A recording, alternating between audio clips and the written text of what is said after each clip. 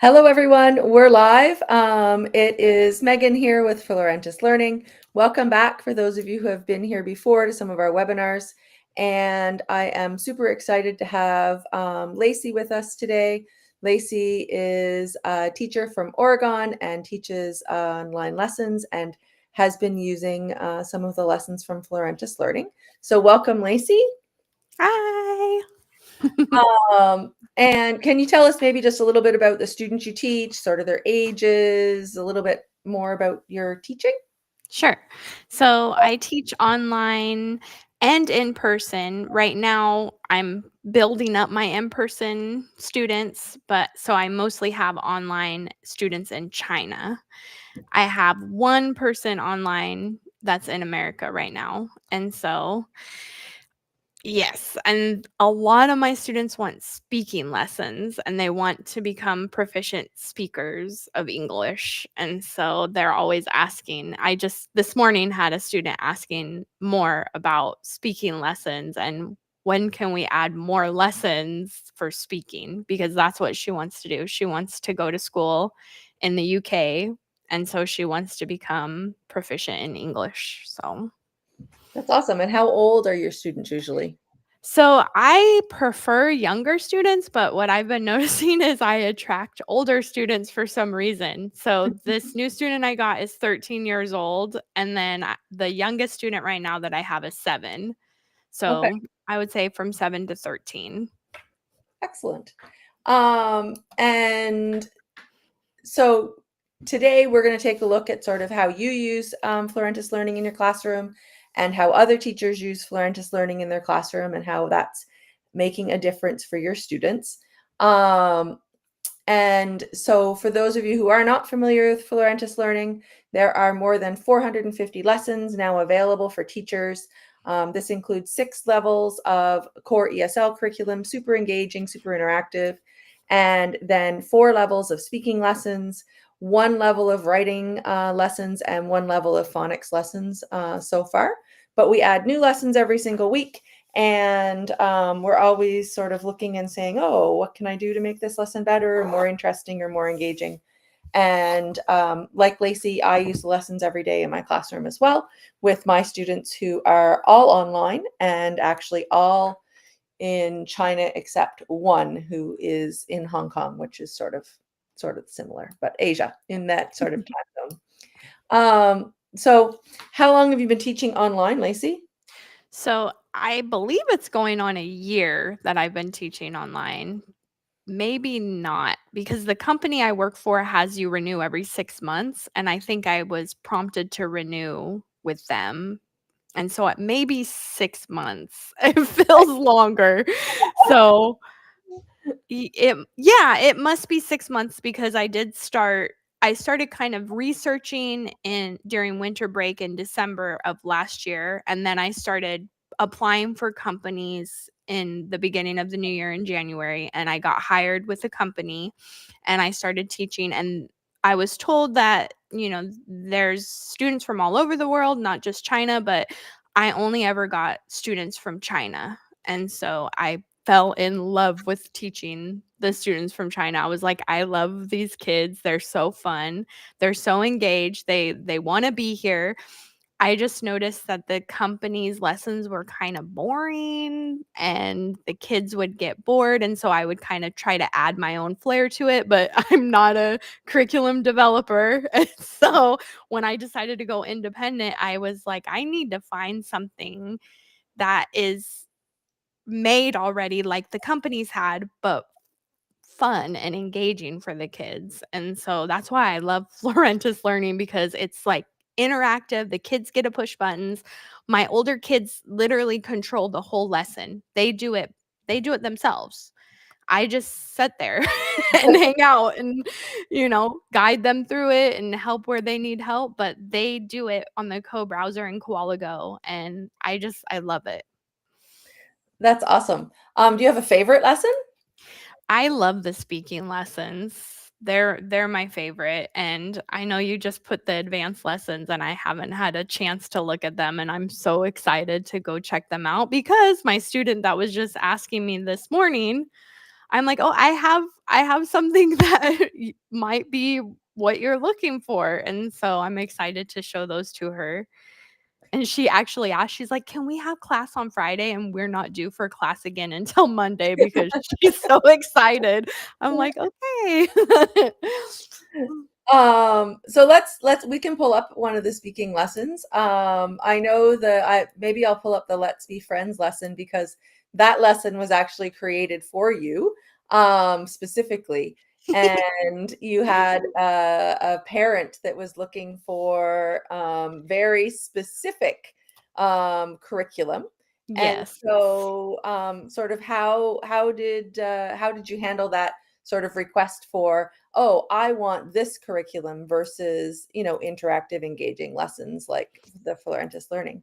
Yeah, so they sent me all their stuff from, like, the school that this child goes to, and they were saying, "We want this kind of thing," and I'm like, "But that's out of a textbook, and we're online, we're not face to face, and your child would be bored out of their mind if we tried to do this online," and so explaining that to them was not working. Basically showing them, I ended up screenshot taking screenshots of the lesson and sending it, and the mom's like, "Okay, how do I pay you?" Instantly. She's just like, "Okay, well, how do you accept payment?" And so it was pretty easy once they saw what was happening in the lesson, and the student just loves it and is engaged, and I've had so many compliments from parents that their kid loves coming to the lesson because they are engaged and interactive the whole time, and this parent also originally wanted 1-hour lessons, and so trying to explain to them it's better for the student to have shorter lessons with more interaction and more engagement versus longer lessons, and he's only 8, and so kind of slowing it down, spreading it out, and yeah, it's been good. Yeah. And so this one was specifically based on sort of that textbook request where they wanted, I think it was Power Up, but they wanted Yep. something, there was specific themes. And so when we went through and sort of matched Florentis Learning lessons with the themes, one of the ones that was missing was sort of this Let's Be Friends. And so this lesson sort of came out of that need to have something that was Let's Be Friends. This particular screen is one of my favorite screens because you can change your name. So I'm like, "Hi, I'm Sarah," or "I'm Anna today," or you can pick whoever you want. Yeah, that's Um, so cute. and it does pull the student name in Mhm. from the beginning and puts it there as well on the screen. And of course, the stars and the sound, and they like to give Yes. themselves, but they're supposed to be for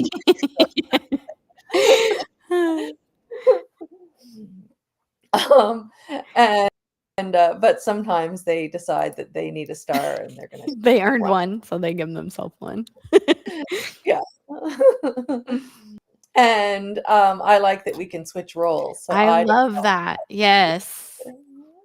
The another curriculum that I use, you can't move. It's stuck how it is, and my student a different student, not the one I was talking about, the 8-year-old boy, but a girl, an 11-year-old girl, she always wants the shortest, lines, and so I always give her a choice, "Do you wanna be the boy or the girl?" And she'll choose whoever has the shortest lines, and so switching to this curriculum, I'm like, "So who do you wanna be?" And it's already me as the teacher and then her, and I'll let her choose still, "Do you wanna be the teacher or do you wanna be the student?" Mhm. And then I can switch them too because before it was kind of confusing for me to say, "Okay, now read it again the other way," and she wasn't getting it, and so with this, it's visual. I can switch them and I say, "Okay, your turn," and we do, and it's been very helpful. My Yes. students even help me switch them and move them. They're like, "Oh, I'm gonna put my picture right here." Okay. They know what they wanna do. Yeah. And so yeah, so it's been fun. And of course it introduces three sort of different dialogues. and one just, how are you, one about borrowing school supplies, and then one about playing games. And then this works well with the actual curriculum itself, in that there are lessons on some of these things that you can also then do more lessons on or expand on if the students need vocabulary work. So I teach some speaking only, but I teach some speaking only, but I also will teach some where I mix and match the speaking in routinely, where I'm like, oh, I want to do these ones, and then I'm like, okay, I need a speaking one to go with it. So Yeah, it's nice to have that kind of follow up after you go through the core lesson. Now we can add the speaking only. There is a lot of speaking in the core lessons though. yeah, for sure. And lots of the lessons have, dialogue built right in, and Yeah. they're ready to go. So that's one of the beginner ones, and I know you haven't seen them yet because we literally just released them. But the advanced lessons look very different, but they are something that are for sort of that much more advanced student. And so if you are using them, I tend to hide the bar on the side. And then I'm like, how do I make it come back? But I just click this little green button and it pops back. Perfect. It took me forever to figure that out. And it's moved it to the bottom of the page. So it's not Okay. done, it's just done in the same spot, which gives me sort of this full piece. And then we've got some vocabulary where you can click and learn some Ooh. vocabulary. And then we match those. And so again, you can work still well in the co-browser because they can, do the work. We have a little short article and then some questions about that. Oh Um, my gosh, this is literally going to be perfect for what she's looking for, because I don't know if anyone on here is familiar with the PET. I've been doing a ton of research because the student actually asked me if I could do a like a practice test for it, and I'm like, "What is she talking about?" And yeah. it stands for Public English Test, and then there's an S for system, and it's in China. And so I've been doing a ton of research. Basically, it's like the Cambridge curriculum, or like the creators of it. I'm not sure So exactly, but are they doing a Chinese version, or are they doing the preliminary English test from Cambridge, which I also have is PET? yeah, it's PET. That's what she told me, and she said the KET was too easy for her, So if she and did so KET and PET, it's probably the Cambridge ones. mhm. And there are some sample tests from Cambridge available online. So you can use those and you can work through them. And yeah, if they are on PET, then certainly probably some of these will work. Although I was sort of targeting more sort of that next level, but you can pick and choose. I was targeting more of a B2 sort of Okay. FCE type vocabulary. But it's very, arguments for de-extinction, right? Arguments for conservation. So, there's lots and lots of opportunity to talk, and then also to explore other opinions. So these are opinions of other people, right? Some of them are real, some of them are made up.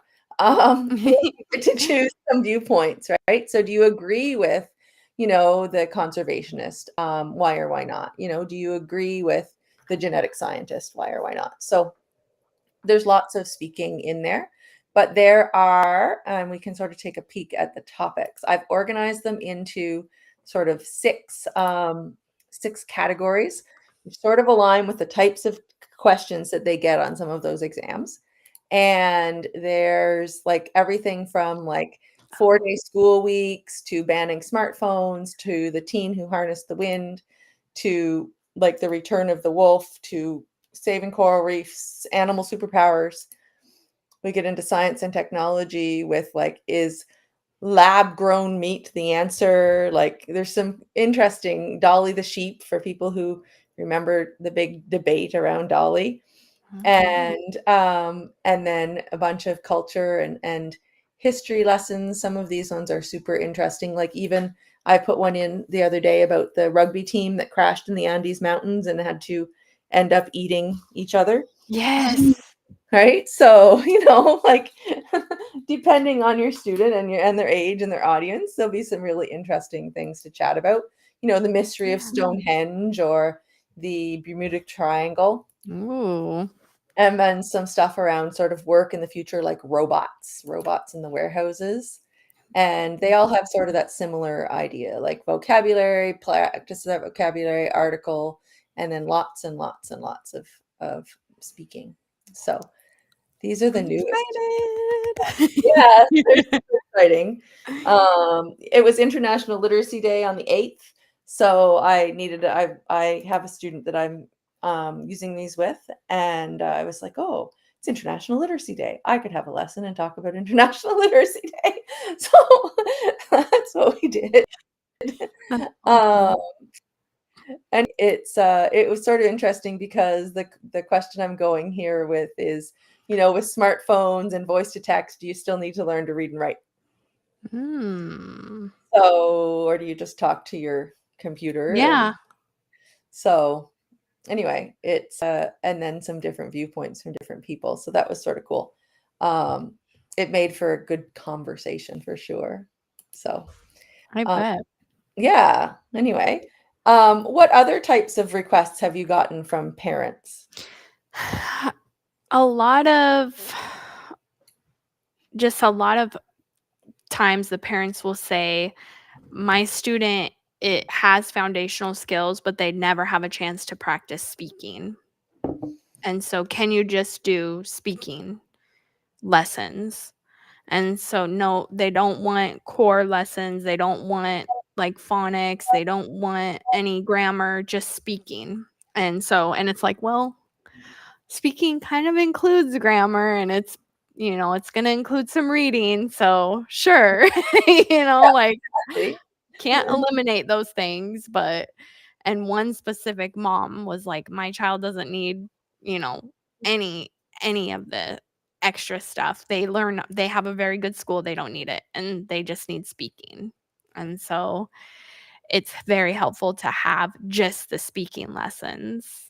And the slides keep me on track because I can be like, "Oh, squirrel," and get distracted, and it's yeah, I love your speaking lessons. Do you have a favorite lesson or a favorite, like even from the core lessons, or do you have I sort of? really liked the fast food the fast food speaking lessons, and my kids were so cute, and I ended up saving a couple, like, fast food actual cups and a thing for fries, and I was able to show them, and yeah, we had fun with that, and then the pizza Mhm. following up that one, and we still talk. My student will say something and, "Oh, what's your favorite pizza?" or something, and it's Yeah, just it carries on later.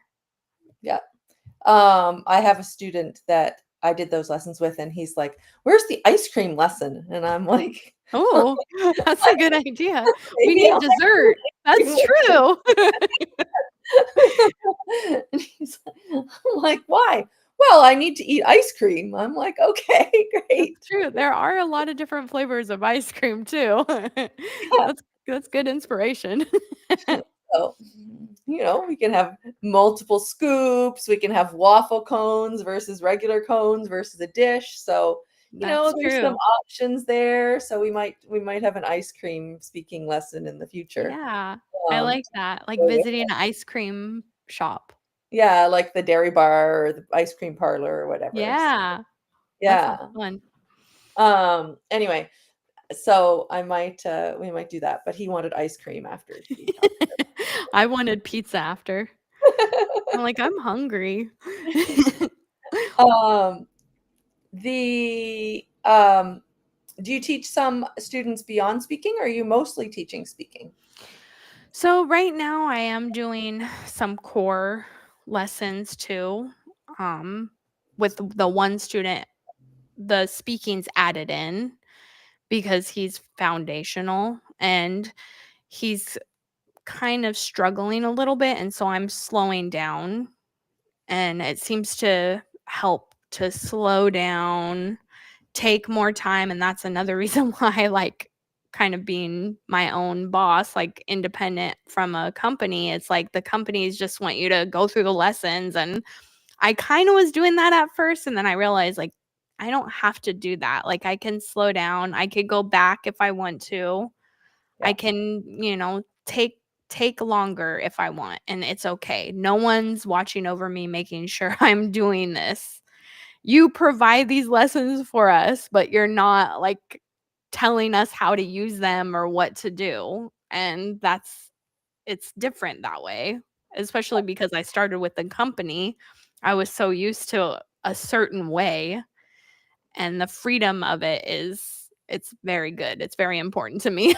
And so slowing down, taking our time. And even in terms of I had someone ask the other day, like, do I have to teach them in order? And I'm like, no, not really. Like, as long as you stay within a few units of each other and stay within sort of that level, you're going to be finding things that are similar enough that it wouldn't matter if you skipped and you're like, oh, I want to do this topic before I do this topic, or things like that.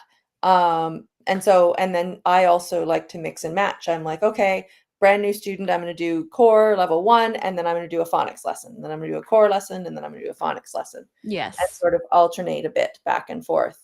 And it helps to slow things down and reinforce those letter sounds, but also helps them to have more time to accumulate the vocabulary and Yeah. remember it and retain it. So, Let it absorb in their head, not yeah, rush through.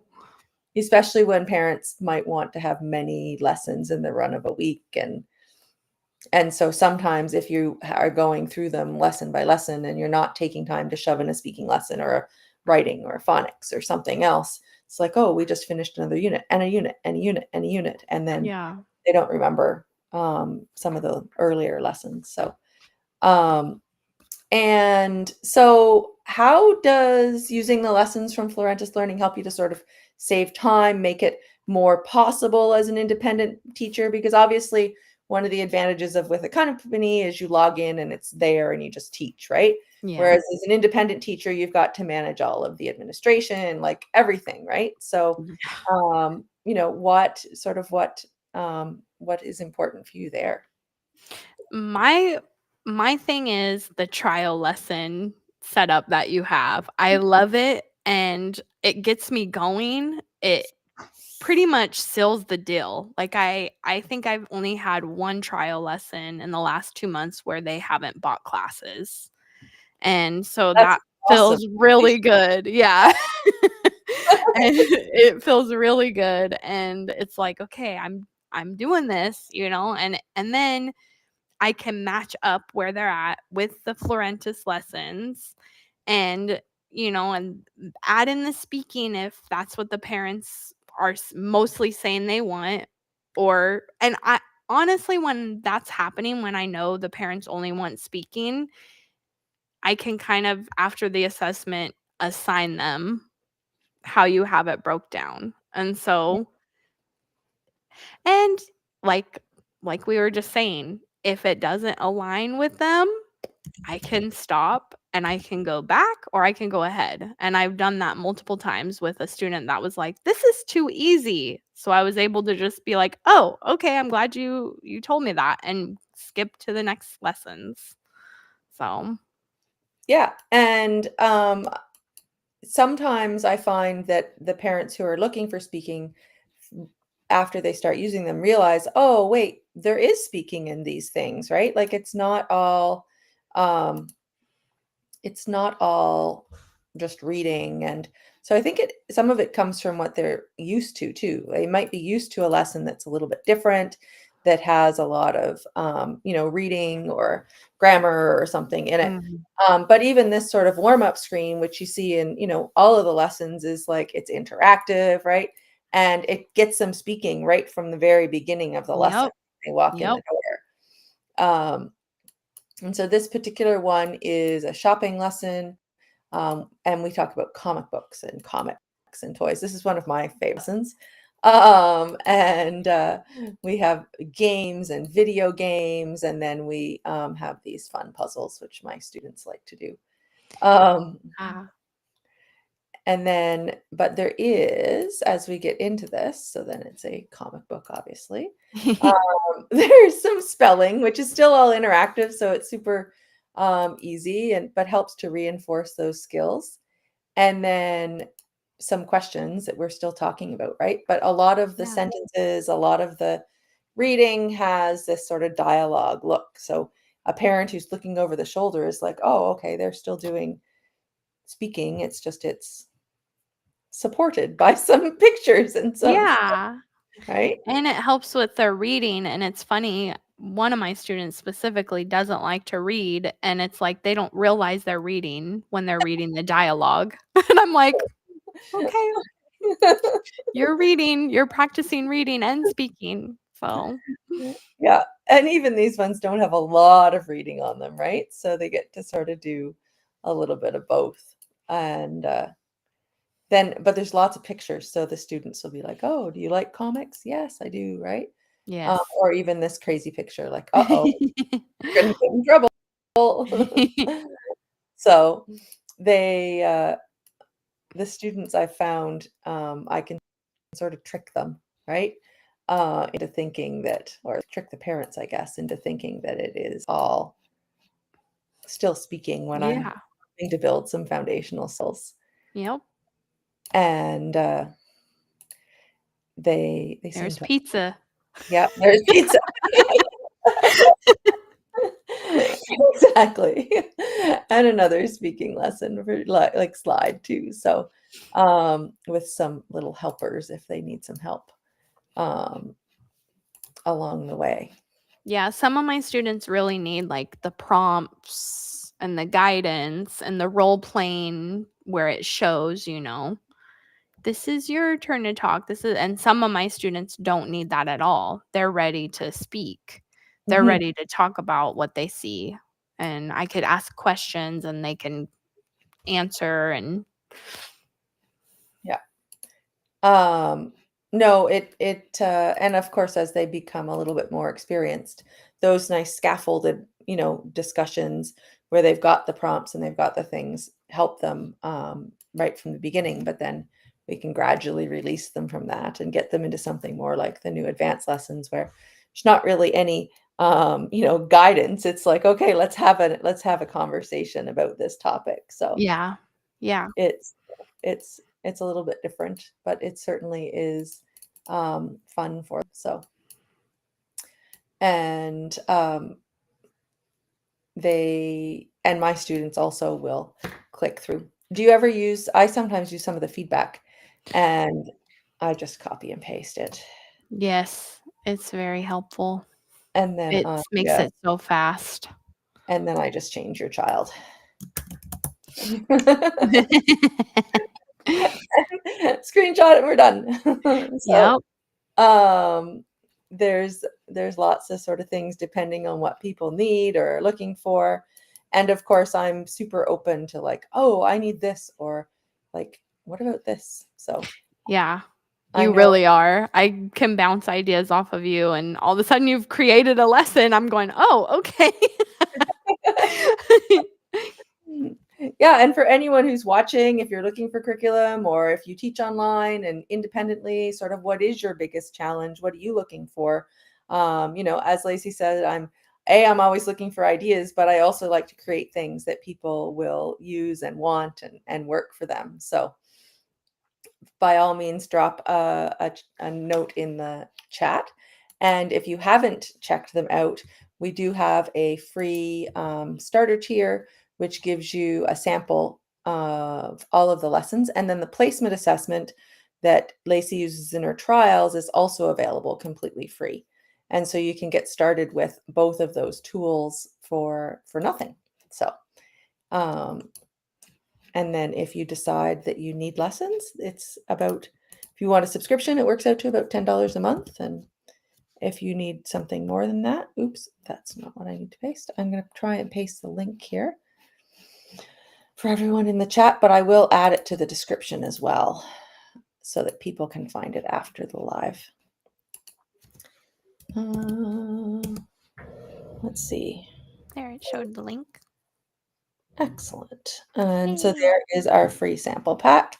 And for anyone who is looking for the placement assessment that Lacie talked about, it is, you can find it just under the courses tab. Once you're there getting your free sample pack, or you can go directly to it, and I'll throw the link in for that as well. Yeah, I love that placement assessment, and it just flows and you can easily skip, and yeah, Yeah. the tabs on, yeah, it's great. I skip a lot too, right? Like I'm like, yeah, okay, this is too easy. I jump to the next section and I continue. And so it doesn't take me too long to sort of figure it out. But even for parents who've asked for speaking lessons, there's speaking questions in there. So Yes, it's like, oh, okay, they're still doing speaking, even though exactly, they're doing something else. So exactly. um, so yeah, excellent. Um, so if anyone is watching and has questions, don't forget to throw them into the chat. And if you want to explore the lessons yourself, you can check out the free sample pack. And we'd love to help simplify your prep and support your students. Lacie, do you have any sort of advice or suggestions, tips to everyone? Yeah, I would definitely suggest signing up for at least the free pack with Florentis Learning. Just especially if you're just getting started and you're not sure if you want to invest in buying a curriculum or subscribing to a curriculum, sign up for the free one, try it out and see what your students think, see what the parents think, and go from there. Awesome. All right. Great. Thank you, everyone, for joining us today. If you have questions, you can find us on Facebook, or you can reach out to us. You can leave your comments right here on YouTube, and I answer all of those. And hopefully, we'll see everyone again soon.